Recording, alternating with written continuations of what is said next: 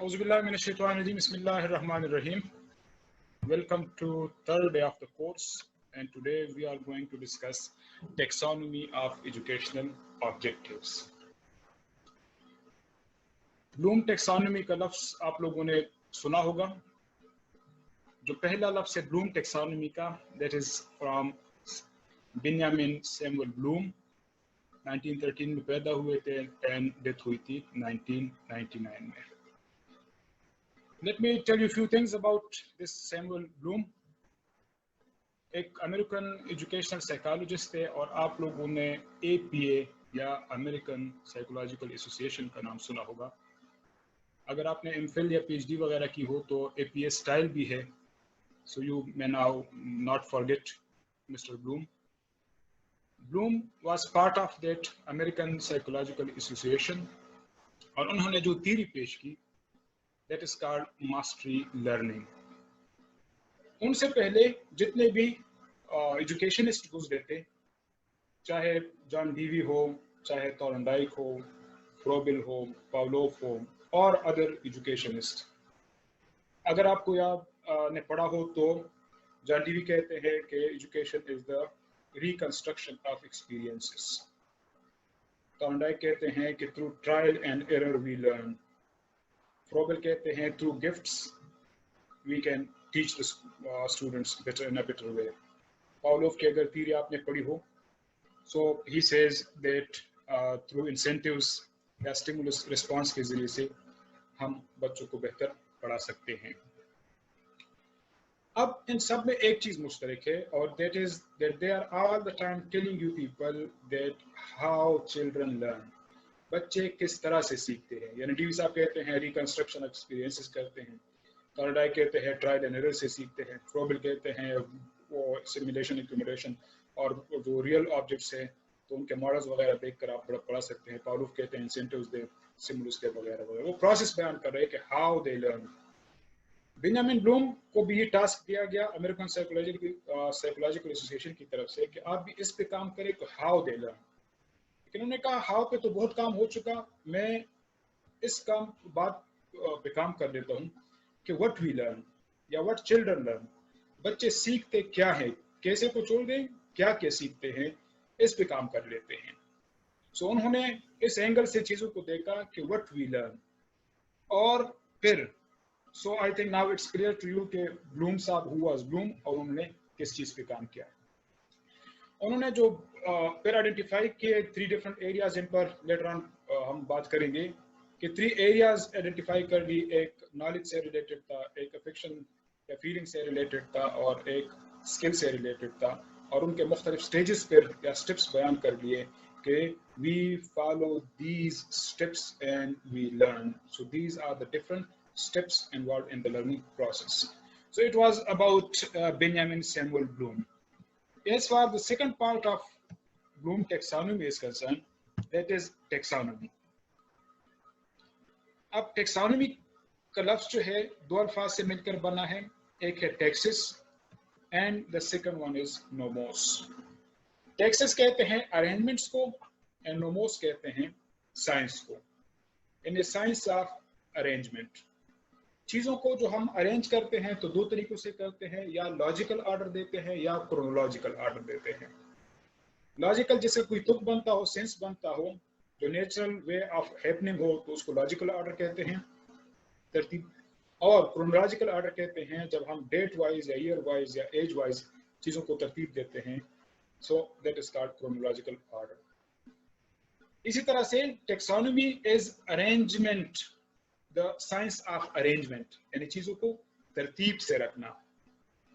और जो डोमेन का लफ्ज़ उन्होंने इस्तेमाल किया, कैटेगराइज किया, जिस तरह मैंने पहले जिक्र किया कि नॉलेज को उन्होंने लर्निंग को उन्होंने कैटेगराइज किया और 3 कैटेगरीज आइडेंटिफाई कर ली. एक नॉलेज से रिलेटेड था, एक फीलिंग से रिलेटेड था और तीसरा जो है दैट वाज द स्किल से रिलेटेड था. सो 3 वो डोमेन्स थे या 3 वो जो एरियाज थे, इनके लिए उन्होंने मुख्तलिफ स्टेप्स अरेंज कर दिए कि कौन कौन से स्टेप्स अकर होते हैं, कौन सा पहले, फिर उसके बाद कौन सा और उसके बाद फिर कौन सा. So now it's clear to you what is meant by Bloom and taxonomy. अब देखते हैं कि जो मुख्तलिफ डोमेन्स थे ये कब डेवलप हुए और किन किन ने डेवलप किए। ब्लूम टेक्सोनॉमी के 3 डोमेन्स हैं। एक है कॉग्निटिव डोमेन जो नॉलेज से रिलेटेड है, इसमें ब्लूम भी थे, एंगलेहार्ट, फर्स्ट, हिल एंड क्रॉथवाल, और 1956 में ये डोमेन डेवलप हुआ या मुतारिफ कराया गया। जो अफेक्टिव डोमेन है जिसका ताल्लुक फीलिंग के साथ है, इमोशंस के साथ है, एहसासात के साथ है। अफेक्शन का लफ्ज़ आप लोगों ने सुना होगा, अगर अफेक्टिव डोमेन आप भूल जाते हैं। अफेक्शन मोहब्बत को कहते हैं, फीलिंग्स को कहते हैं। और दूसरे वाला जो डोमेन था affective domain, and it also you can see कि Bloom was present over there, he was leading the team, Krathwohl भी इसके अंदर थे, और तीसरे जो बंदा था that was Marcion. So Engelhardt, First and Hill, they were not present. Now over here you can get an idea कि ब्लूम टेक्सोनॉमी सिर्फ बेंजामिन ब्लूम ने इंट्रोड्यूस नहीं कराया था, बल्कि पूरी की पूरी एक टीम थी जिन्होंने इस पे काम किया था। So first 2 जो डोमेन्स थे, जो कॉग्निटिव, जो लर्निंग या जो नॉलेज से रिलेटेड है, that is called the cognitive domain, या फिक्शन या फीलिंग से रिलेटेड है, that is called affective domain, और साइकोमोटर डोमेन, इसमें जो बेंजामिन ब्लूम थे, he wasn't there.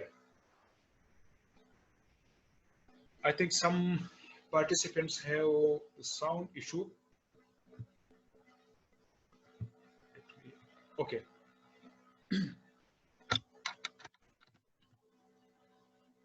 Now hopefully it will be better.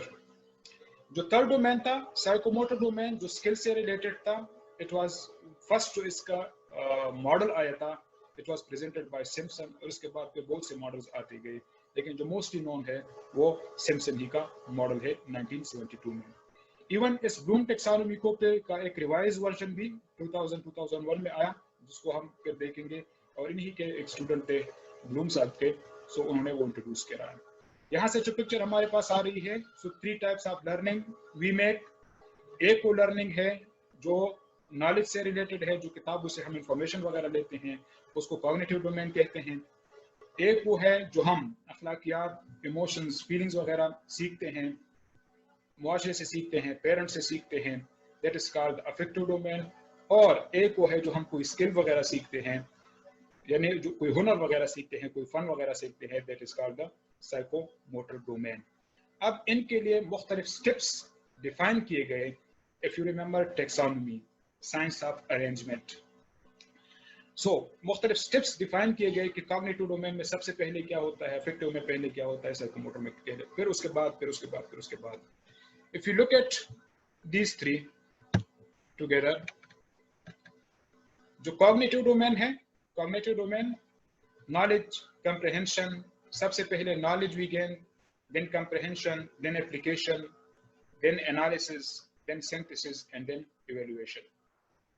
जो अफेक्टिव डोमेन है, सबसे पहले receiving, then responding, then valuing, then organization, then characterization. जो साइकोमोटर डोमेन है, जो सिम्पसन ने मॉडल प्रेजेंट किया था, it was at first we perceive, then we set, then there are guided responses, then there is mechanism developed, then there are complex overt responses, then adaptation and then origination. अब इन हर एक step को देखेंगे कि knowledge से क्या मुराद है, comprehension से क्या मुराद है, एप्लीकेशन से क्या मुराद है, एनालिसिस, सिंथेसिस एंड इवैल्यूएशन, और आप अपने क्लासरूम के अंदर किस तरह से इन सब को अप्लाई कर सकते हैं। These are different cognitive levels, level 1, level 2, level 3, level 4, level 5, level 6. So these are the cognitive level. Affective domain को भी फिर देखेंगे, and then the psychomotor domain. So let's start with this cognitive domain. कि cognitive domain है क्या? Let me tell you a few more things about this cognitive domain. जो knowledge, comprehension और application है, इन 3 लेवल्स को कहा जाता है लॉट या lower order thinking. Knowledge, comprehension, application are also called LOT और lower order thinking. L for lot, O for order, T for thinking. As for hot या higher order thinking, so analysis, synthesis और evaluation को कहा जाता है hot या higher order thinking. So we can see that the first three are the lot or lower order thinking, and the last three are the hot or higher order thinking. अब समझने की कोशिश करते हैं कि ये नॉलेज क्या है, कंप्रहेंशन क्या है, एप्लीकेशन क्या है, एनालिसिस क्या है, सिंथेसिस, इवैल्यूएशन. और जिस तरह के अरेंजमेंट और जिस तरह के मैंने कहा कि हर एक दूसरे के ऊपर डिपेंडेंट भी है, हर एक दूसरे के लिए बेस भी बनाता है, तो किस तरह से ये बेसिस बनाता है. सबसे पहले we get knowledge. Knowledge means memorization और रिकॉलिंग. किसी चीज को याद करने को कहते हैं नॉलेज. यानी अगर किसी बंदे को बहुत सी चीजें याद हैं, पाकिस्तान कब बना था 1947, कितने नुकात थे कायदे आज़म वाले में, तो ही सेज 14, पाकिस्तान कब एटॉमिक पावर बना था, और डेट आपको फौरन से वो बता दे. So these are the facts and figures. जब हम बच्चों को सिर्फ फैक्ट्स एंड फिगर्स सिखाते हैं तो हम उनको नॉलेज देते हैं. So knowledge is just memorization, rote memorization. अगरचे रट्टे का लफ्ज बहुत बुरा लगता है, इट्स अ नेगेटिव वन, लेकिन rote memorization we can say कि वो याद करता है या रिकॉल करता है. सो रिकॉलिंग और रिटेनिंग और memorisation capacity is called the knowledge. एक मिसाल को आगे लेकर बढ़ते हैं और एक एक स्टेप में देखते हैं कि वहां पर नॉलेज क्या चीज होगी, कंप्रहेंशन और एप्लीकेशन. मैथमेटिक्स के एक example a plus b whole square, और हमने बच्चों को याद करा दिया कि a square plus b square plus 2ab. So सिर्फ उनको पता चला या C plus O is equal to carbon monoxide, C plus O2 carbon dioxide, H2 plus O carbon water इसका, और C F is equal to Ma etcetera etcetera. सिर्फ हमने उसको फार्मूले याद करवा दिए या कोई डिफिनीशन हमने उनको याद करवा दी. So we are giving him just the knowledge. Comprehension ये कब होगी, जब हम उन बच्चे को ये बताएं कि a plus b whole square is equal to a square plus b square plus 2ab, और फिर सारा का सारा प्रोसेस हम बच्चे को समझा दें कि a plus b whole square is how equal to a square plus b square plus 2ab. पूरी के पूरी कैलकुलेशन करा दे, उनको मल्टीप्लाई करके, और फिर नीचे से जवाब उनको बता दे कि बेटा ये जो हम कहते हैं कि a plus b whole square is equal to a square plus b square plus 2ab. So ये a से फार्मूले को अप्लाई करके हम ये अखज़ कर देते हैं कि a square plus b square is equal to a plus b whole square is equal to a square plus b square plus 2ab. यानी जब हम प्रोसेस समझाते हैं, so that is called the comprehension और अंडरस्टैंडिंग. एक और मिसाल English की तरफ, अगर हम उनको कहते हैं कि what is an expository paragraph, what is a narrative paragraph, and what is a descriptive paragraph. सिर्फ अगर हमने बता दिया what is a narrative paragraph और हमने डिफिनीशन लिखवा दी तो knowledge.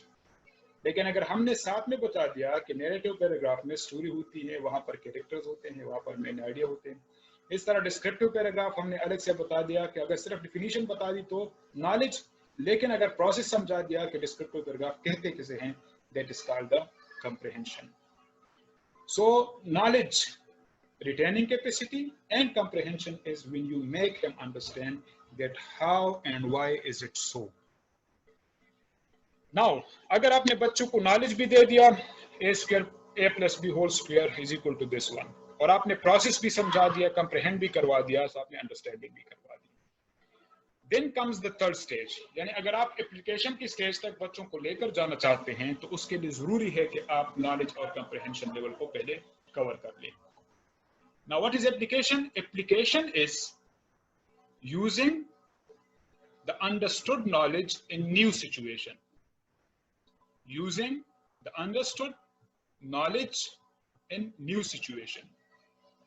You should provide him not the same but similar situation.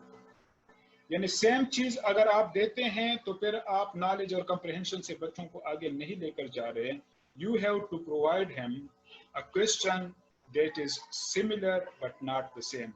Same means बिल्कुल उसी तरह, और similar means इससे मिलता जुलता. मिसाल के तौर पर आपने a plus b whole square तो समझा दिया, तो कंप्रहेंशन करा दी. अब एप्लीकेशन के स्टेज पर आप c plus b whole square उनको दे दें. Now he will be applying his knowledge. या a plus b whole square की बजाय 2 plus 3 whole square आप उनको दे दें. Now he will be applying his knowledge. इसी तरह से दूसरी मिसालों से के जरिए से भी आप एप्लीकेशन लेवल पर बच्चों को लेकर जा सकते हैं. जब आप कोई प्रोसेस समझा देते हैं और नई सिचुएशन में बच्चों को डाल लेते हैं कि अब अपने नॉलेज को यूज कर लें. So use of knowledge is called application. Then the next one that is called the analysis. Analysis कहते हैं when you teach him that comparison or when he is able to identify the similarities and the differences. हम character analysis कराते हैं.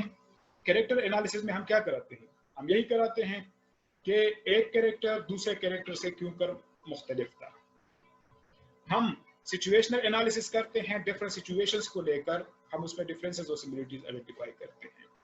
सो character analysis, situational analysis या even critical analysis. जब critical analysis हम करते हैं तो हम मुख्तलिफ एस्पेक्ट से चीज़ों को देखते हैं और उनकी जुज़ियात को समझने की कोशिश करते हैं. नाउ उसी मिसाल को देख लेते हैं a plus b whole square को. a plus b whole square is equal to this one. फिर आपने समझा दिया. एप्लीकेशन आपने c plus d whole square करा दिया या 1 plus 2 होल स्क्वायर करा दिया एप्लीकेशन. पैरेलल आपने एक और फार्मूला भी समझा दिया अलग से. रिमेंबर वन थिंग, एनालिसिस से पहले कभी भी कंपैरिजन, नॉलेज, कंप्रहेंशन और एप्लीकेशन के स्टेज पे बच्चों को ना कराया करें. अब a minus b whole square is something different from a plus b whole square. तो आपने a minus b whole square की नॉलेज भी दे दी is equal to a square plus b square minus 2ab. फिर आपने प्रोसेस भी समझा दिया. फिर आपने उनको प्रैक्टिस भी करवाई, उनका इस्तेमाल भी सिखा दिया. अब एनालिसिस के स्टेज पर आप बच्चे को फिर ये सिखाते हैं कि y a plus b whole square is this one and y a minus b whole square, इसका रिजल्ट क्यों कर ये आ जाता है. एक और मिसाल, आपने बच्चे को नैरेटिव पैराग्राफ के मुतालिक बताया और डिस्क्रिप्टिव पैराग्राफ के मुतालिक बताया. सिर्फ डिफिनीशन दे दी. फिर उनको समझा दिया कि नैरेटिव पैराग्राफ इसे कहते हैं और डिस्क्रिप्टिव पैराग्राफ इसे कहते हैं, लेकिन शुडंट बी मिक्स टुगेदर, अलग अलग से. फिर आपने मुख्तलिफ मिसालों के जरिए उनको समझाने की कोशिश की और उनको मुख्तलिफ पैराग्राफ्स वगैरह दे दिए और उनसे कहा कि इसमें से आइडेंटिफाई करो कि डिस्क्रिप्टिव पैराग्राफ कौन सा है अलग से. और फिर अगर आपने मुख्तलिफ पैराग्राफ्स दे दिए तो उनको कह दिया कि नैरेटिव पैराग्राफ कौन सा है. सो एप्लीकेशन. अब एनालिसिस के स्टेज पर जब आप लेकर गए तो अब बच्चे से कहें कि what are the differences between a narrative and a descriptive paragraph. तो अब बच्चा इस काबिल है कि वो आपको बता दे कि नैरेटिव पैराग्राफ में कैरेक्टर्स होते हैं, वहाँ पर कुछ मैसेज वगैरह होता है, कोई सबक आमूज चीज़ें होती है, जबकि डिस्क्रिप्टिव में चीज़ों को एक्सप्लेन किया जाता है. सो एनालिसिस के स्टेज पर हम कंपैरिजन कराते हैं. इस तरह से अगर आपने आयोनिक बॉन्ड और कोवेलेंट बॉन्ड अलग अलग से बता दिए और आखिर में जाकर फिर आपने कह दिया कि अब इनके बीच में डिफरेंस बता दें, तो आप उनसे एनालिसिस करवा रहे हैं. Synthesis is when a child is able to do things by himself, to develop things by himself, to create things by himself. लेकिन तब जाकर बच्चे के अंदर क्रिएटिविटी आएगी, तब जाकर बच्चे के अंदर क्रिएटिविटी आएगी, खुद से लिख सकेगा, खुद से इंटरप्रेट कर सकेगा, जब वो इन स्टेजेस से आपने बच्चे को गुजारा हुआ हो. सिंथेसिस मींस क्रिएटिविटी, जब वो खुद से कुछ लिखना शुरू कर ले. अगर यही डिस्क्रिप्टिव और नैरेटिव पैराग्राफ के एग्जांपल को हम लेकर बढ़े तो सिंथेसिस के स्टेज पर हम उनको देते हैं कि right a narrative paragraph on the theme this one. Theme हम उनको दे देते हैं और बच्चे से कहते हैं कि इस पर एक नैरेटिव पैराग्राफ डेवलप करके दे दे. नाउ उन्होंने एनालिसिस की हुई है, उनको पता है कि नैरेटिव पैराग्राफ में ये चीज़ें शामिल करनी है और डिस्क्रिप्टिव वाली चीज़ें इसके अंदर शामिल नहीं करनी. अगर हम उनको कहते हैं कि डिस्क्रिप्टिव पैराग्राफ लिख के दे दें तो he has already pass through these things और अब वो मिक्स नहीं कर रहा और आपको एक नई चीज़ बना के दे रहा है. As far evaluation is concerned, evaluation जब बच्चा इस काबिल हो वो चीज़ों को जज कर सके. जजमेंट से मुराद है कि किसी चीज़ के मुतालिक वो स्टेटमेंट दे सके कि ये ठीक है या गलत है. आपने एमफिल और पीएचडी लेवल पे थीसिस वगैरह की एवेल्युएशन का सुना होगा. वो बंदा थीसिस की एवेल्युएशन कर सकता है जिसने खुद थीसिस डेवलप की हो. जिसने खुद सिंथेसिस की हो वही बंदा क्या कर सकता है, इवेल्युएशन कर सकता है।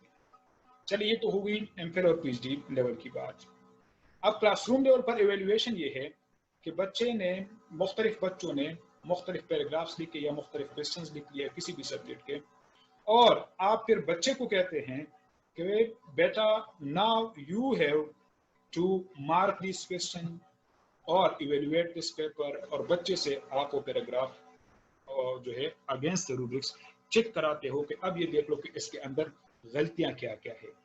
तो गलतियों की आइडेंटिफिकेशन एक बच्चा तब ही कर सकता है, करेक्शन वो तब ही कर सकता है जब वो इन सारे के सारे प्रोसेस से गुजरा हो, जब उसके पास उस चीज़ की नॉलेज हो, जब वो प्रोसेस को समझता हो, जब उन्होंने सिचुएशन में उसको डाला हो, जब उन्होंने मुख्तलिफ नुक्ते नज़र, मुख्तलिफ चीज़ों, मुख्तलिफ एस्पेक्ट्स और मुख्तलिफ एंगल से चीज़ों को देखा हो, और जब उसने खुद भी कोई चीज़ उसी तरह से डेवलप करके दिया हो, तब ही जाकर वो बच्चा क्या कर सकता है, इवेल्युएट कर सकता है।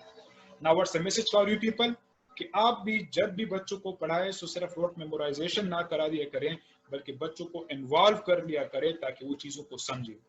और जब वो चीज़ों को समझे तो जब घर के लिए आप होमवर्क देते हैं तो आप सेम चीज़ें ना दें, बल्कि उससे मिलती जुलती थोड़ी डिफरेंट चीज़ें दिया करें, ताकि वो अपने जो एक्वायर्ड नॉलेज है उसको क्या करें, उसको अप्लाई भी कर ले घर के अंदर। अगर सेम चीज़ें आपके पास लेकर आ रहे हैं, so you are not making him an independent learner. No, you are just making him a slave in the words of Aristotle. Aristotle की जुबान में अगर देखें तो कहते हैं, किसी ने पूछा कि स्लेव किसे कहते हैं, वो कहते हैं person who can neither think nor act according to his wishes, that is called a slave. So application, आप नई नई चीजें बच्चों को दिया करें, लेकिन समझाने के बाद so he will be applying his knowledge. Analysis ये है कि आज आपने कोई पैराग्राफ पढ़ा दिया, कोई कंसेप्ट पढ़ा दिया, कोई थ्योरी पढ़ा दी, कोई इक्वेशन पढ़ा दी, और कल उससे थोड़ी डिफरेंट अगर कोई थ्योरी आप पढ़ा रहे हैं तो फौरन से रिकॉल कर ले कि बेटा वो जो कल हमने पढ़ा था तो उसके अंदर क्या था, और ये जो आज हम पढ़ रहे हैं तो इसके बीच में डिफरेंस क्या है। इस तरह से आप सवालात भी लेकर आ सकते हैं बच्चों के लिए पेपर्स के अंदर। सिंथेसिस ये है कि ये सब कुछ करने के बाद बच्चों को फ्री हैंड दिया करे कि बच्चे खुद से लिखें, लेकिन प्रोसेस समझा कर। और इवेल्युएशन ये है कि कभी कभी बच्चों से भी चीज़ों को हल करा दिया करें। So these are the different, ये इट्स द हाईएस्ट वन कि बच्चा इस काबिल हो जाए कि वो गलतियों की आइडेंटिफिकेशन कर सके, वो गलतियों की करेक्शन कर सके। That's why these three are called higher order thinking. अब देखते हैं कि हाउ टू डेवलप दीज, बल्कि it's an example we have already discuss. अगर नॉलेज का हो, so how many types of paragraphs are there, it's a simple question, knowledge level का है, और हमने उसको, वो बच्चा जवाब देता है कि डिस्क्रिप्टिव पैराग्राफ है, नैरेटिव है, एक्सपोजिटरी है, वगैरह वगैरह। नॉलेज कंप्रहेंशन कब होगी कि हम उनको समझा दें, इट्स जस्ट हम रिकैप कर रहे हैं अभी जो हमने पढ़ा, कि हम उसको कहते हैं what are descriptive, narrative, expository paragraph, और वो डिस्क्राइब करके बता रहा है उनके जो अंडरस्टैंडिंग डेवलप हुई है, तो आपको ये बता रहा है कि डिस्क्रिप्टिव किसे कहते हैं, नैरेटिव किसे कहते हैं, और एक्सपोजिटरी पैराग्राफ किसे कहते हैं। इस तरह से एप्लीकेशन लेवल का हो तो अगर हम उसको से सवाल करें कि identify which type of paragraph is it, 2-3 paragraphs आपने दिए हैं या कोई एक पैराग्राफ दिया हुआ, उनसे कहें कि ये कौन सा वाला पैराग्राफ है, और आपको बता दें कि ये फला वाला है, that will be application level. Analysis ये है कि अगर हम बच्चे से कहें कि what is the difference between expository and narrative paragraph, remember one thing, analysis में हम सिमिलरिटीज और डिफरेंसेस बच्चे से मालूम करते हैं। फिर अगर सिंथेसिस लेवल का है, सो राइट नैरेटिव पैराग्राफ उनको कहते हैं, आपको आप खुद क्रिएट करके डेवलप करके दे दें। अगर इवेल्युएशन है, so evaluate the following paragraph if it qualifies the criteria of a narrative paragraph. तो हमने ऑलरेडी जो उनको समझाया हुआ है, तो उसके अगेंस्ट वो देखेगा कि whether it fulfils all the, it qualifies the criteria और नॉट। सो होपफुली इससे आपको कॉग्निटिव डोमेन को समझने में आसानी पैदा हुई होगी। अब डिफरेंट कॉग्निटिव लेवल्स की प्रैक्टिस किस तरह से आप बच्चों को कराएंगे। अगर आप नॉलेज लेवल पे फोकस करना चाह रहे हैं कि छोटे लेवल पर, रिमेंबर वन थिंग कि सबसे पहले बच्चा नॉलेज ही गेन करता है, छोटे बच्चे नॉलेज ही गेन करते हैं, फिर उसके बाद कंप्रहेंशन करते हैं। एकदम से आप एप्लीकेशन और एनालिसिस पर नहीं लेके जा सकते हैं। तो अगर नॉलेज बच्चे का डेवलप करना है, उसके लिए चीज़ों को बार बार रिपीट करा दिया करें, रिकॉल से मुराद ये है रिपीट जब आप खुद करते हैं, और रिकॉल ये है कि आप बच्चों से कहें कि हमने इससे पहले क्या पढ़ा, कल क्या बात हुई थी, कौन सी डेट थी वो, या राइटिंग के जरिए बच्चों को हम बेहतरीन प्रैक्टिस नॉलेज की करा सकते हैं, वो ज्यादा देर तक उनको याद रहता है जब वो राइटिंग करते हैं। सो रिपीट थिंग्स, और लेक्चर के दौरान रिकॉल कर लिया करें कि कल क्या पढ़ा था, इससे पहले पैराग्राफ में क्या पढ़ा, वगैरह वगैरह। कंप्रहेंशन के लिए डिस्कशन कर लिया करें, बच्चों को इन्वॉल्व कर लिया करें, बच्चों से क्वेश्चंस कर लिया करें, और बच्चों से क्वेश्चंस भी कर लिया करें, और उनको भी क्वेश्चंस करने दे, जिस तरह के अभी मैंने आपसे क्वेश्चंस कर लिए। So I involve you people to make you comprehend कि आपको समझ आ भी गई कि नहीं। और इस तरह आखिर में फिर मैं आप लोग को अलाउ करता हूं कि आप लोग मुझसे क्वेश्चन करें ताकि आपकी कंप्रहेंशन पैदा हो जाए। फिर समराइजिंग से बड़ी जबरदस्त कंप्रहेंशन होती है। कोई भी स्लाइड हो, कोई भी टॉपिक हो, कोई भी पैराग्राफ हो, जब आप पढ़ा लेते हैं तो किताब को एकदम बंद ना किया करें, बल्कि समरी पेश किया करें, या बच्चों से समरी करवा दिया करें कि हमने जो पढ़ा क्या क्या बातें हुई, कौन से कंसेप्ट हमने पढ़े, तो बच्चे की कंप्रहेंशन जबरदस्त डेवलप होगी। अगर आप एप्लीकेशन कराना चाहते हैं, सो एनोलॉजी कहते हैं when you give examples from daily life, यानी आप इनर्शिया की मिसाल देना चाहते हैं, या पेंडुलम की मिसाल देना चाहते हैं, साइकिल की मिसाल देना चाहते हैं। सो पेंडुलम की मिसाल, और बेचारा परेशान है कि पता नहीं पेंडुलम क्या चीज़ है, आप झूले की मिसाल दे दें कि झूले में आप बैठ जाते हो बेटा, तो टू एंड फ्रो मोशन, इस तरह से साइकिल भी कंप्लीट हो जाता है। नाउ आप एनालॉजी कर रहे हैं, डेली लाइफ से एग्जांपल्स दे रहे हैं। इनर्शिया की बात है तो आप कहते हैं गाड़ी से जब उतरते हैं, अगर गाड़ी चल रही हो तो थोड़ा सा हम ऑटोमेटिकली आगे की तरफ दौड़ लेते हैं। सो आप इनर्शिया को समझाने के लिए डेली लाइफ से एग्जांपल देते हो। एप्लीकेशन के लिए जरूरी है कि आप डेली लाइफ से लाजमन एग्जांपल्स दिया करें, और practice but in new situation, जो भी आप समझा देते हैं एग्जैक्टली उस चीज की प्रैक्टिस ना करवा दिया करें, बल्कि थोड़ी सी डिफरेंट चीजें करा दिया करें, थोड़ा सा स्ट्रेस बच्चों को दिया करें। Then Farhan has some sound problem again. Okay. अगर आप एनालिसिस करवाना चाहते हैं तो एनालिसिस के लिए जो आसान तरीका है वो ये है कि आप कोई भी पैराग्राफ दे उनसे रिव्यू करवाएं, कोई भी टॉपिक है रिव्यू करवाएं, या कोई पैराग्राफ देकर उनको कहे कि इसके अंदर कोई पार्टिकुलर आइडिया, कोई पार्टिकुलर कैरेक्टर, कोई कंसेप्ट वगैरह आप मुझे आइडेंटिफाई करके दे दें, या दो पैराग्राफ, दो कॉन्सेप्ट्स, दो क्वेश्चंस, दो इक्वेशंस वगैरह के बीच में सिमिलरिटीज एंड डिफरेंसेस उनसे करवा दिया करें।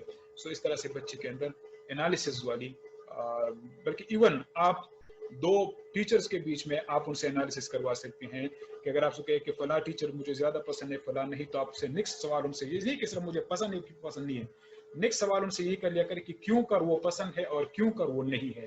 सो यहाँ पर वो सिमिलरिटीज एंड डिफरेंसेस आपको बताएंगे कि इस वजह से फला टीचर मुझे ज्यादा पसंद है, और फला टीचर, उनके लोगों के पास बड़ी साउंड रीजंस होती हैं किसी भी चीज को लाइक एंड डिसलाइक करने के लिए। सिंथेसिस, बच्चों को प्रोजेक्ट्स, होम असाइनमेंट दिया करें, और हमेशा सिंथेसिस के लिए बच्चों को गाइड कर लिया करें। हम जब भी बच्चों को कोई टास्क वगैरह देते हैं, so we don't provide them with enough details, so लाजमन आप इनफ डिटेल्स इंफॉर्मेशन उनको दिया करें। इससे सिंपल एक मिसाल इसकी है, हम कहते हैं एजुकेशन के ऊपर कोई ऐसे लेकर ले आए, अब एजुकेशन के ऊपर वो बेचारा क्या लेकर आएगा, नो इम्पोर्टेंस ऑफ एजुकेशन पर लेकर आए, या वुमेन एजुकेशन पर, या गवर्नमेंट की तरफ से एजुकेशन को कितनी इंपॉर्टेंस दी जा रही है, इस यानी कोई आप एंगल या जिसको आउटलाइंस वगैरह कहते हैं वो भी दिया करें। इस तरह मैथमेटिक्स में अगर आप कोई सवाल दे रहे हैं तो बाकायदा गाइडलाइंस वगैरह उनको प्रोवाइड कर लिया करें कि इस तरह से चीज मुझे बना कर लाया करें। या अगर प्रोजेक्ट भी वन दे रहे हैं तो प्रोजेक्ट की details they they. Project doesn't mean कि बड़े बड़े प्रोजेक्ट्स हो, कोई होम असाइनमेंट हो छोटा सा, अगर आपने कोई उनसे चार्ट वगैरह पे कोई चीज वगैरह बनवानी हो या कोई मॉडल्स वगैरह बनवाना हो, सो that is also part of a project. और अगर इवेल्युएशन करवानी हो तो उसके लिए जो भी आप पढ़ा लेते हैं बच्चे से ओपिनियंस ले कि बेटा आज जो हमने पढ़ा इसके मुताबिक आपका क्या ख्याल है। बच्चों से पूछे कि आप मुझे कंक्लूड करके बताएं कि आप जो क्लेम कर रहा है कैरेक्टर, जो क्लेम कर रहा है ये राइटर, जो क्लेम कर रहा है जो ऑथर, ये ठीक है कि गलत है। या किसी चीज़ के इस्तेमाल के मुतालिक एडवांटेजेस एंड डिसएडवांटेजेस वगैरह पूछ लिया करें। इस तरह से और एक्टिविटीज़ के ज़रिए भी आप इनकी कैपेसिटी डेवलप कर सकते हैं। So these were the different strategies through which these different cognitive levels can be developed. Okay, जो ब्लूम साहब के स्टूडेंट थे लॉरेन एंडर, उन्होंने एक रिवाइज वर्जन पेश किया ब्लूम टेक्सोनॉमी का, और इसके अंदर जो मेन चेंजेस है, एक तो ये है कि नाउन फॉर्म जो था अल्फाज का जो मुख्तलिफ लेवल्स का, तो वर्ब फॉर्म में चेंज कर दिया। और दूसरी जो सबसे बड़ी बात है कि in original taxonomy there is synthesis and then evaluation, जबकि जो रिवाइज्ड है तो evaluation is first and then synthesis के लिए जो लफ्ज़ इस्तेमाल हुआ है that is creating. Why is it so? इसकी रीज़न ये है कि उनका जो लॉजिक था लॉरेन एंडर का, कि जब हम कोई चीज़ बना लेते हैं, कोई चीज़ क्रिएट कर लेते हैं और फिर उसको इवेल्युएट करते हैं और उसके अंदर खूबियाँ या खामियाँ आइडेंटिफाई कर देते हैं, तो उसके बाद फिर क्या होगा। यानी कोई चीज़ बन गई और उसकी इवेल्युएशन की गई, जिस तरह की थीसिस की इवेल्युएशन होती है, तो थीसिस की इवेल्युएशन के बाद फिर सजेशन दी जाती है कि इसमें ये चेंजेस कर ले और फिर इसको रीसबमिट कर ले, या इसके बाद ये अप्रूवल के लिए एक्सेप्टेबल होगी। इसका मतलब ये है कि इवेल्युएशन के बाद भी कोई चीज़ है। इसीलिए इन्होंने, जो लॉरेन एंडर है, इन्होंने इवेल्युएशन को पहले रखा कि एनालिसिस के बाद बच्चा इस काबिल हो कि वो चीज़ों को इवेल्युएट भी कर सके, खामियां और खूबियां आइडेंटिफाई भी कर सके, और जब खूबियां और खामियां आइडेंटिफाई करने के काबिल होगा तब जाकर जब वो कोई चीज़ क्रिएट करेगा तो that will be perfect one. So he says that creativity comes at the end, क्योंकि अगर इवेल्युएशन को हमने आखिर में रख दिया तो इवेल्युएशन के बाद तो फिर फुल स्टॉप लग जाएगा। क्रिएटिविटी या जिद्दत जो है, नई नई चीज़ें कहाँ से बनेगी। So evaluation first and then the creativity. So it's the revised version. अब देखते हैं जो मेन टॉपिक है हमारा, that is taxonomy of educational objectives. So educational objectives जो है, ऑब्जेक्टिव्स का पता कहाँ से चलता है? कमांड वर्ब या कमांड वर्ड से चलता है। Now these are the words. अगर कोई सवाल इन अल्फाज से शुरू हो, list down names of, name फला, identify the odd one, etcetera etcetera. Now इस किस्म के अगर सवालात हो जिनके अंदर ये अल्फाज इस्तेमाल हुए हों शुरू में, सो वो सवाल होगा नॉलेज लेवल का। अगर ये वर्ब हो, इनको कमांड वर्ड्स भी कहते हैं और कमांड वर्ब्स भी कहते हैं। अगर summarize, explain, interpret, describe, compare, paraphrase, differentiate, demonstrate, classify का लफ्ज भी अगर आया हो तो वो कंप्रिहेंशन। इसी तरह एप्लीकेशन के लिए ये अल्फाज, एनालिसिस के लिए ये अल्फाज, सिंथेसिस के लिए ये अल्फाज और एवेल्युएशन के लिए ये अल्फाज इस्तेमाल होते हैं किसी भी सवाल के शुरू में। लेकिन रिमेंबर वन थिंग कि these are not the absolute words, कि अगर यूज है तो एप्लीकेशन लेवल का ही होगा। नो, शायद यही लिस्ट का लफ्ज हो। List down the main differences between this one and this one. अब आगे का जो सेंटेंस है, इट विल टेल यू कि whether it's a knowledge level question, comprehension level question, application or analysis.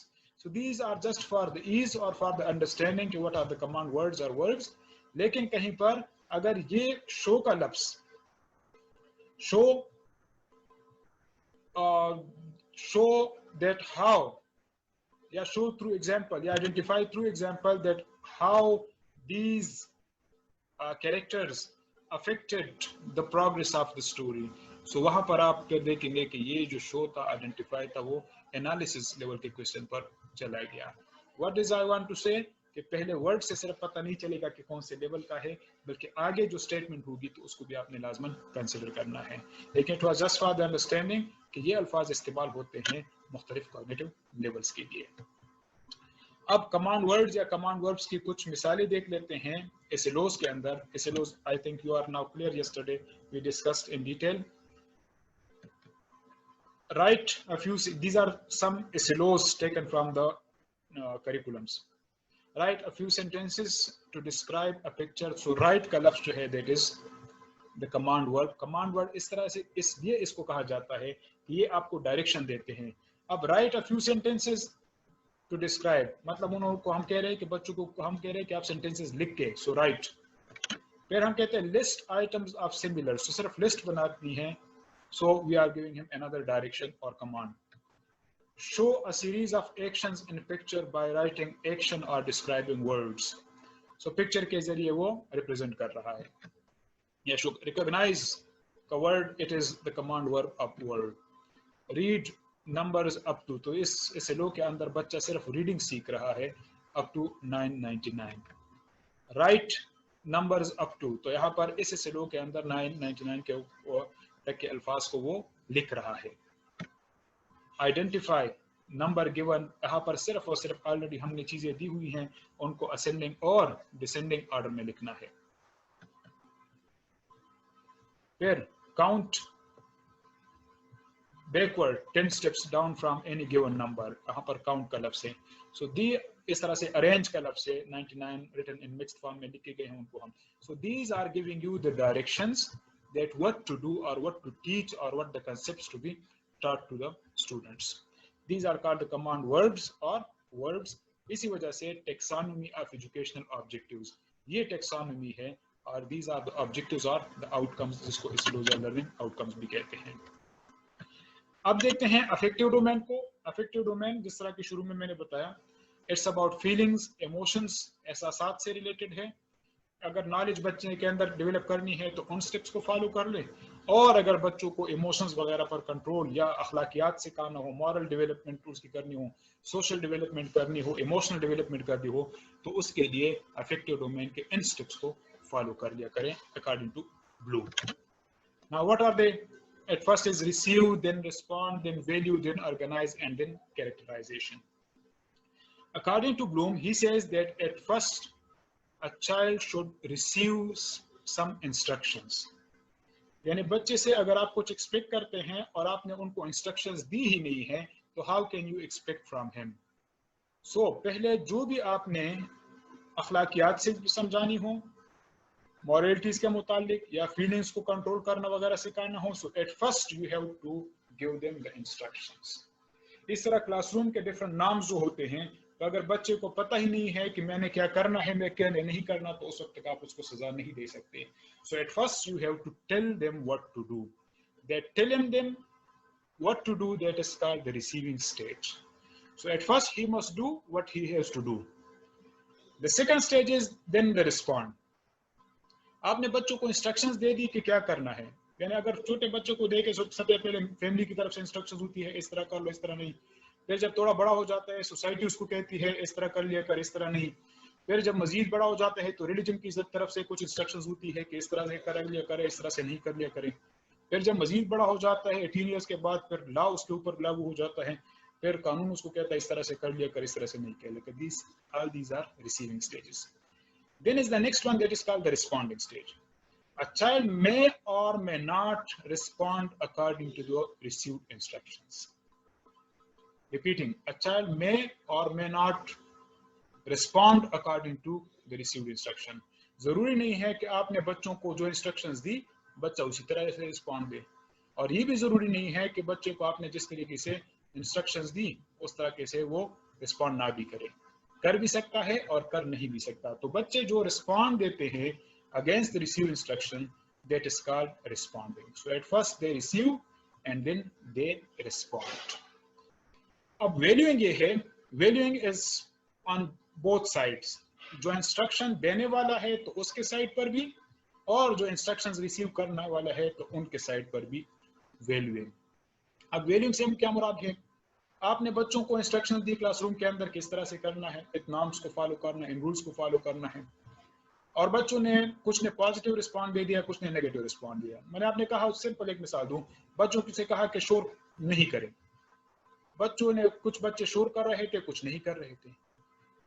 या बच्चों को आपने टास्क दिया कि ये काम कंप्लीट कर ले, कुछ ने कंप्लीट कर लिया, कुछ ने नहीं किया. अब वैल्यूइंग स्टेज ये है कि जिन्होंने अच्छा काम किया तो उनको आप उनकी आप तारीफ करें, उनको आप शाबाश दे, उनको आप प्राइजेस दे.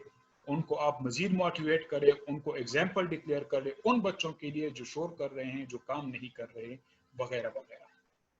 सो रिस्पॉन्डिंग के बाद जो बच्चा अच्छी तरह से पॉजिटिव रिस्पॉन्सेज दे दे तो उसकी पजीराई करें, उनको खूब शाबाश दें, उनके लिए इंसेंटिव्स रखें, पॉजिटिव इंसेंटिव्स रखें।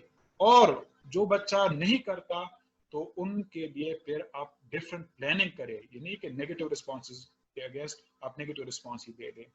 So if you value good things in the students, automatically they will start organizing themselves in that positive way.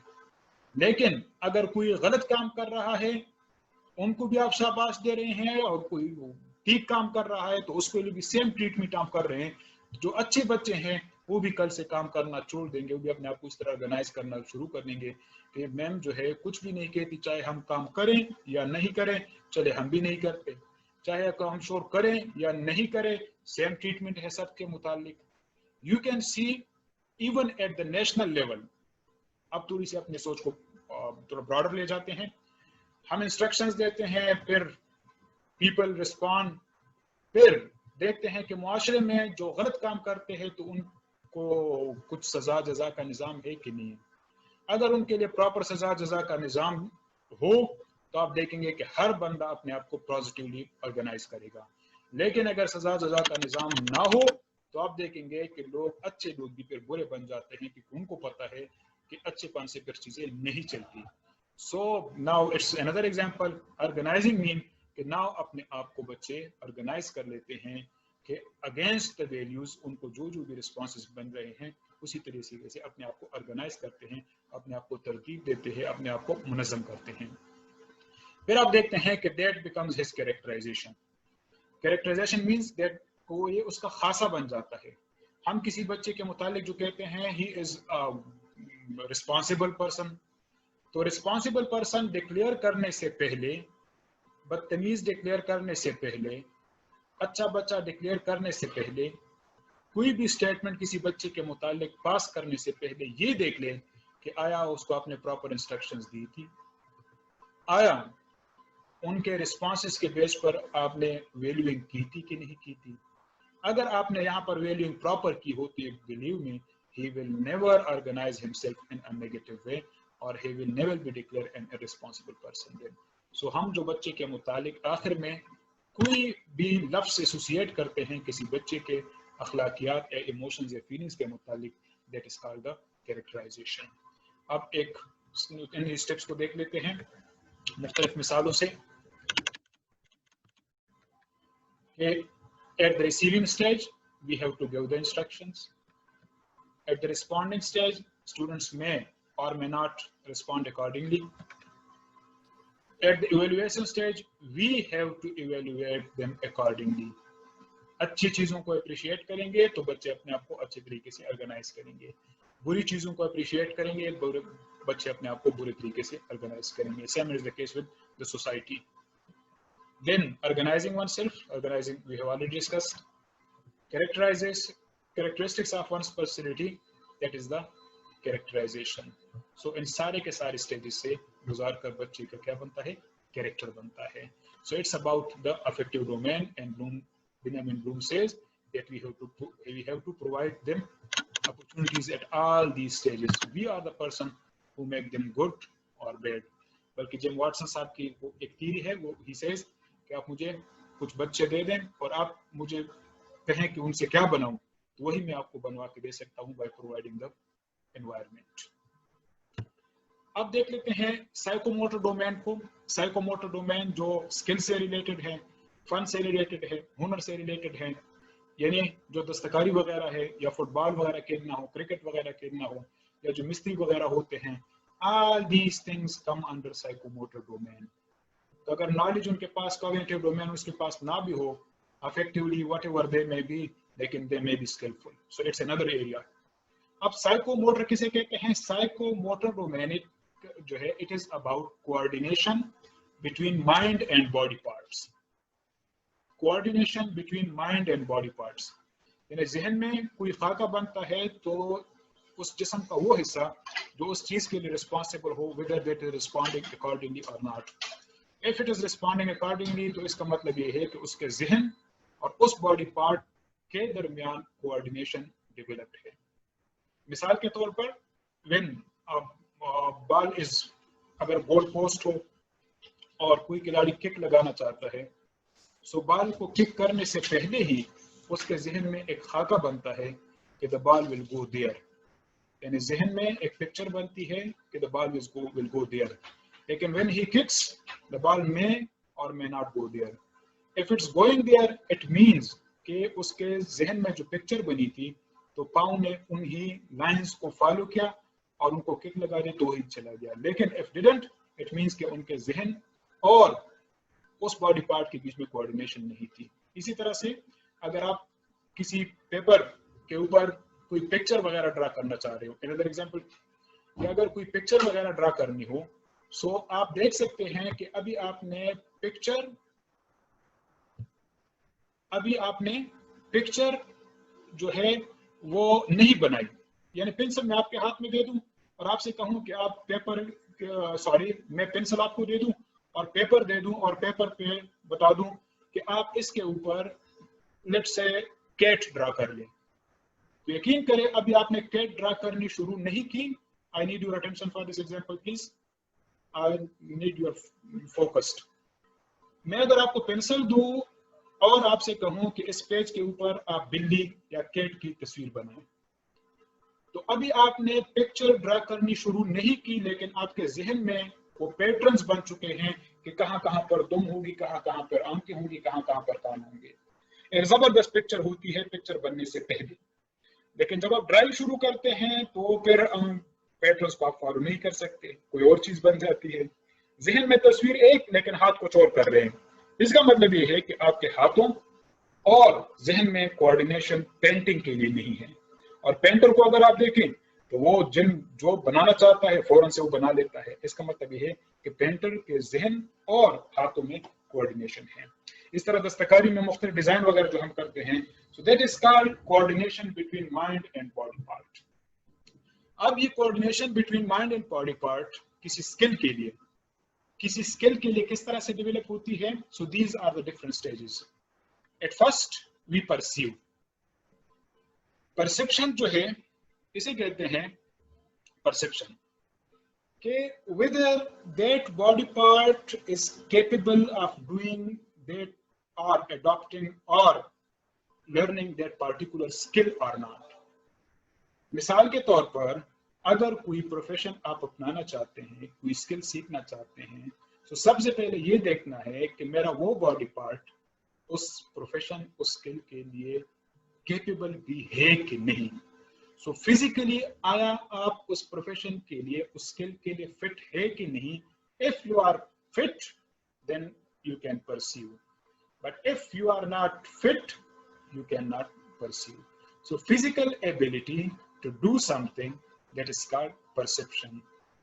Then sit, चलें, physically बंदा बिल्कुल ठीक है, हाथ पांव भी ठीक है, आंखें भी ठीक है, वगैरह वगैरह। अब sit क्या है? Sit is whether that person is ready for that or not। किसी भी स्किल को सीखने के लिए वो बंदा तैयार भी है कि नहीं, ज़हनी तैयारी। ये था जिस्मानी तैयारी और दिस वन इज ज़हनी तैयारी, मेंटल प्रिपेयरनेस और mental readiness, that is called set. चलिए एक मिसाल से समझाने की कोशिश करता हूं। मिसाल के तौर पर क्रिकेटर है एक बैट्समैन। सो बैट्समैन के लिए जरूरी यह है कि वो फिजिकली बिल्कुल फिट हो और वो मेंटली भी बैटिंग करना चाहता हो, मेंटली भी वो रेडी हो कि मैं batsman बनूं।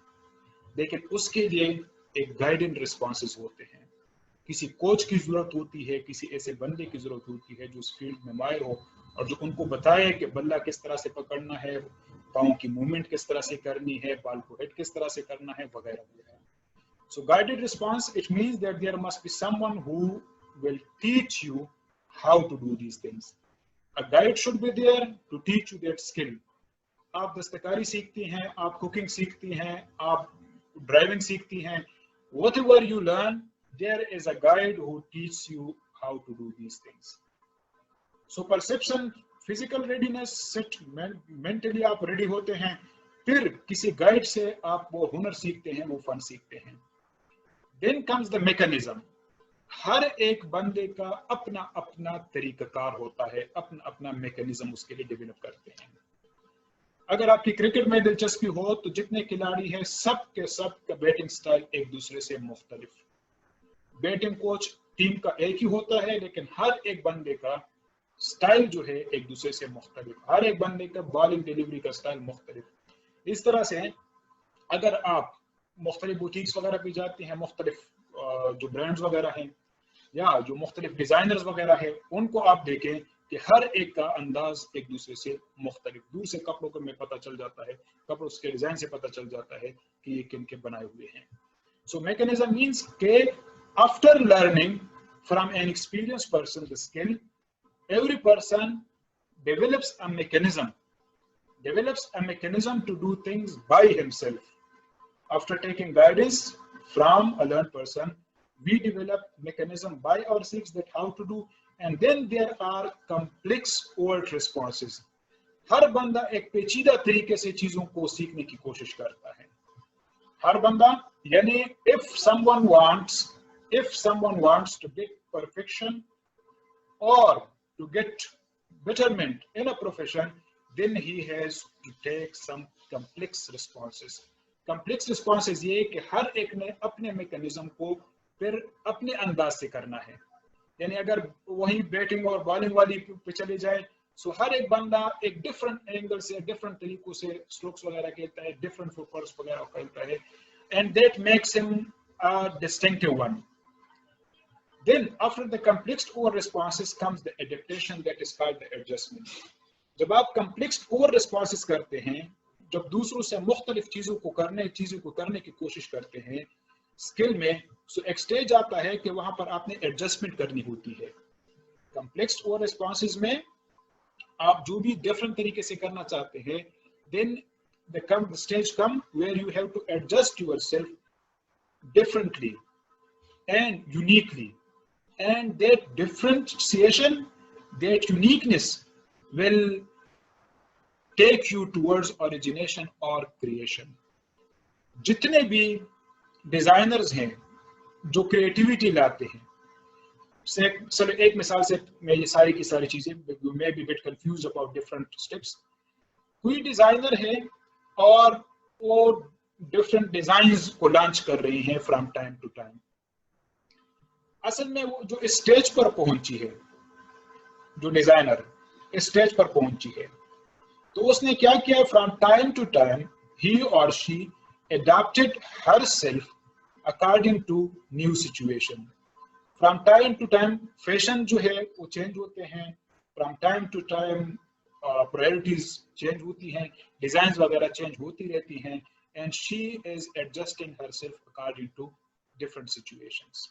Why is she able to adjust herself according to different situations? Because he has passed through some complex over responses जो मुख्तलिफ डिजाइन्स उन्होंने मुख्तलिफ स्टेजेस पर किए हुए हैं.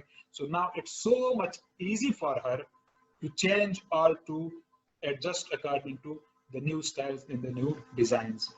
Why is it so? Because she has herself developed a mechanism to do things.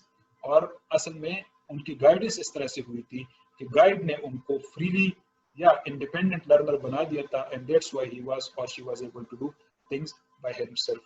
और सबसे जो जरूरी चीज क्या थी कि वो मेंटली उस प्रोफेशन के लिए बिल्कुल रेडी थी. मेंटल रेडीनेस के साथ साथ वो फिजिकली भी उस चीज के लिए बिल्कुल रेडी थी. अब एक और एक्सप्लेनेशन से इसको समझने की कोशिश करते हैं. Now, what does perception means? It is the ability to use sensory cues to guide physical activity. So, जो कुछ भी आप करना चाहते हैं तो उसके लिए आया आपके वो बॉडी पार्ट रेडी है कि नहीं है, फिजिकली आप फिट है कि नहीं, जहन तो कुछ करना चाहता है लेकिन वो बॉडी पार्ट वो कर रहा है कि नहीं कर रहा. That is stage number 1, perception. Set is that whether that learner is ready for that skill or not. کوئی بھی پروفیشن ہے, کوئی بھی اسکل ہے, اس کے لیے وہ خود ذہنی طور پر تیار ہے کہ نہیں. آپ لاکھ ان کو ٹریننگ انسٹیٹیوٹس میں بٹھائیں, لیکن اگر وہ خود کرنا نہیں چاہ رہا تو it will be impossible. Then the third stage, that is guided response.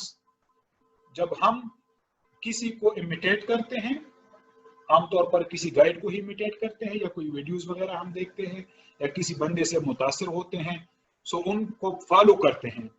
So it may be an ideal one جس کو ہم فالو کرتے ہیں, یعنی کوئی بھی پروفیشن جب بندہ اپناتا ہے تو کسی سے لازمی بات ہے اس سے متاثر ہوتا ہے, انسپریشن لیتا ہے. کرکٹ کے اندر کسی گریٹ بیٹسمین سے, اگر ڈیزائنر ہے تو وہاں پر کسی گریٹ ڈیزائنر سے, اگر فٹ بالر ہے تو کسی گریٹ فٹ بالر سے, اور انہی کے سٹائل میں چیزیں کرنا چاہتا ہے. امیٹیشن, یہاں پہ لفظ امیٹیشن کا استعمال ہوا ہے, کاپی کا لفظ استعمال نہیں ہوا. جب آپ کاپی کرتے ہیں تو سیم کرتے ہیں, اور جب امیٹیٹ کرتے ہیں تو پھر سملر کرتے ہیں. سو کاپی کبھی بھی کسی بندے کو نہ کر لیا کریں, کیونکہ آپ کی اپنی اوریجنلٹی ہے. یہی اوریجنلٹی جو ہے بندے کے اندر میکینزم ڈیولپ کرتی ہے. سو کسی بھی چیز کو کرنے کے لیے جب آپ کمپلیکس طریقے سے چیزوں کو کرنا شروع کر دیتے ہیں, اور motor skills already defined to you, it is the ability, the coordination between mind and body parts. اسی کو موٹر اسکلز کہتے ہیں. کمپلیکس ٹو ریسپانسز, جب بندہ خود سے چیزوں کو اوور کم کرنے کی کوشش کرتا ہے, that is called complex to responses. کیونکہ ہر بندے کا انداز مختلف ہے, اور ہر بندہ اپنے انداز کے اندر خود ہی پرفیکشن ڈیولپ کرتا ہے. And adaptation, as discussed earlier, when a person is able to adjust according to different situations in a different way. No two situations are similar. No two things are similar. یعنی کوئی بھی design جب کوئی بھی اگر even دستکاری کو دیکھے تو ہر ایک کپڑے کے اوپر ڈفرینٹ ڈیزائنز ہوتے ہیں. اس طرح سے اگر بیٹسمین ہے تو ہر ایک بالر جو ہے وہ ڈفرینٹ انداز سے بال کرتا ہے. So he has to adopt himself according to that situation. And then origination, یہی چیز ہے جو بندے کو کیا بناتی ہے, ایک ممتاز بنا دیتی ہے اور کریٹیوٹی کی طرف لے کر جاتی ہے. So these are the stages for the psychomotor development or psychomotor skills development. It's all from me. Now if you have any questions, you can ask me.